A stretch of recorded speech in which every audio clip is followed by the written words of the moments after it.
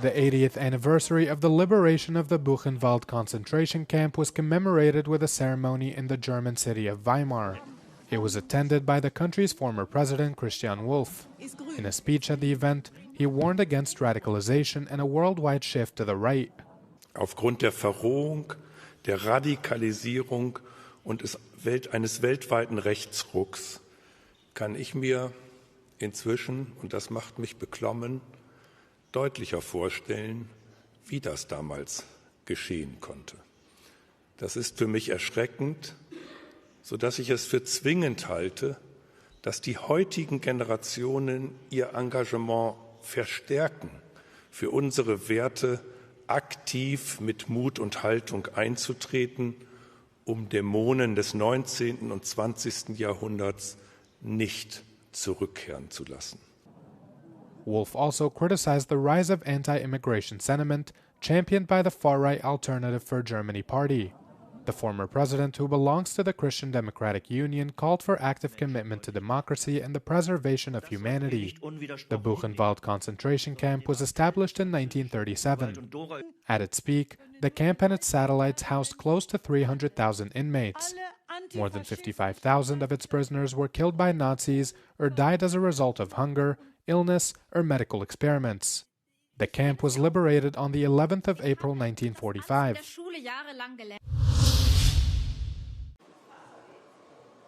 European equity markets have experienced their worst session since the outbreak of the COVID-19 pandemic in 2020, triggered by U.S. President Donald Trump's global trade tariffs announced last week. On Monday morning, the Euro Stoxx 50 fell 6%, following an equally dramatic downturn in Asia as well as the United States. The German DAX sank 7.2%, also marking its most severe session since 12 March 2020. Trump reiterated his commitment to eliminating U.S. trade deficits, particularly with China, while denying any intention to fuel market turmoil. Es bleibt jetzt nur eines, nämlich ein relativ schnelles Gegenlenken. Das Eingeständnis der totalen Unfähigkeit des US-Präsidenten ist das, was jetzt notwendig ist. Wir werden auch schon sehr schnell jetzt an die Märkte darauf achten, welche Wörter genau gewählt werden von seinen Kabinettsmitgliedern. Europe's banks and industrial sector were the hardest hit by the sell-off. European policymakers reacted swiftly, with discussions underway on a coordinated retaliation. U.S. President billionaire advisor Elon Musk has said he hopes that the U.S. and Europe can create a very close, stronger partnership and eventually establish a zero-tariff free trade zone. Musk said this in a virtual speech at Italy's ruling far-right Lega Party Congress on Saturday, adding that he had advised U.S. President Donald Trump about a potential free trade zone. I hope it is agreed that both Europe and the United States should move, ideally, in my view, to a zero-tariff situation, effectively creating a free trade zone between Europe and North America. That would be that's what I hope occurs. And also more freedom of people to move between Europe and North America, if they wish. If they wish to work in Europe or wish to work in America, they should be allowed to do so, in my view. Musk's comment came after China hit back at the U.S. with 34% tariffs, which caused markets to slide even further by margins not seen since the COVID pandemic. Meanwhile, on Sunday, EU Commission President Ursula von der Leyen reiterated the EU's commitment to negotiating with the U.S., while also saying it will defend its interests through proportionate countermeasures if necessary. Canada is urging Europe and the rest of the world to retaliate against Trump's sweeping tariffs. Foreign Affairs Minister Melanie Joly told Euronews her country had no choice but to respond with $60 billion worth of counter-tariffs. Joly says Europe and Canada need to defend themselves. Not only are we leading the charge, we're the country at this point that has imposed counter-tariffs the most against U.S. goods. We're working with the EU. I had just a conversation with the EU Trade Commissioner, Sefcovic. We're working also with Asian partners, and we'll continue to put maximum pressure. Joly, reiterating that Canada is the US's biggest trading partner, remains confident that the American people are in disagreement with the White House's latest actions, as she believes they have a role to play in resolving the conflict. The only way for President Trump to back off on his trade war is for American people themselves to say it's enough. And they are the ones that can create the political pressure within their own system to make sure that that's the case. Joly also discussed why Canada needs to ensure that NATO remains united, emphasising that geopolitical chaos would only worsen global tensions.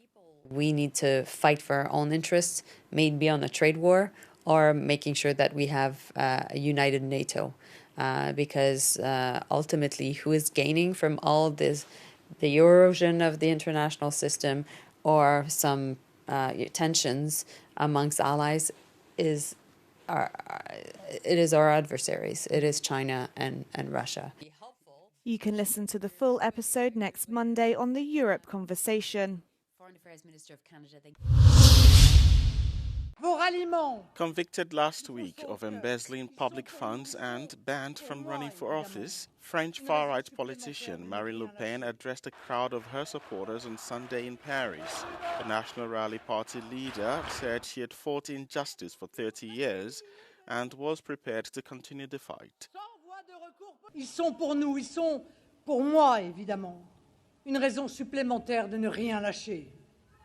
Et que chacun soit rassuré, je ne lâcherai rien. L'humiliation, tout comme la vengeance ou le concept de tableau de chasse judiciaire, tout cela est à l'opposé de l'idée que je me fais de la justice. Tout cela me fait horreur. Thousands of supporters gathered at Place Vauban near the tomb of Napoleon in Paris for what was billed as a protest, but observers said it had all the makings of a campaign rally. Last Monday, a court convicted Le Pen of embezzling EU funds. She was handed a partially suspended prison sentence and banned from running in elections for 5 years. French President Emmanuel Macron has called for the return of a ceasefire in Gaza after meeting with his Egyptian counterpart Abdel Fattah al-Sisi in Cairo. He also urged the lifting of Israel's blockade on humanitarian aid. Nous condamnons la reprise des frappes israéliennes à Gaza, qui constitue un recul dramatique pour la population civile, les otages, leurs familles et l'ensemble de la région. Nous appelons à un retour immédiat au cessez-le-feu, à la libération de tous les otages encore détenus par le Hamas à Gaza. Macron's meeting with al-Sisi comes after Israel ended its truce with Hamas last month, cutting off all humanitarian aid to Gaza and resuming its airstrikes and ground offensive. Egypt and Qatar have served as key mediators in ceasefire negotiations between Israel and Hamas. Al-Sisi echoed Macron's call for an immediate ceasefire and also rejected calls for the displacement of Palestinians from their land, something U.S. President Donald Trump has previously suggested.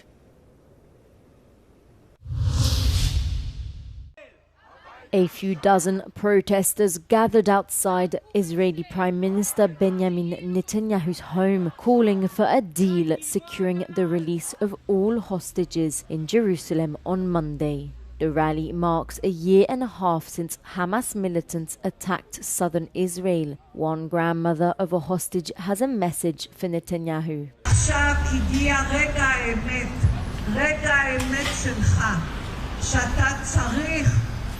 אתה בארצות הברית ואתה צריך שם לשבת עם הנשיא טראמפ ולגמור עסקה שכולם יצאו החוצה הביתה.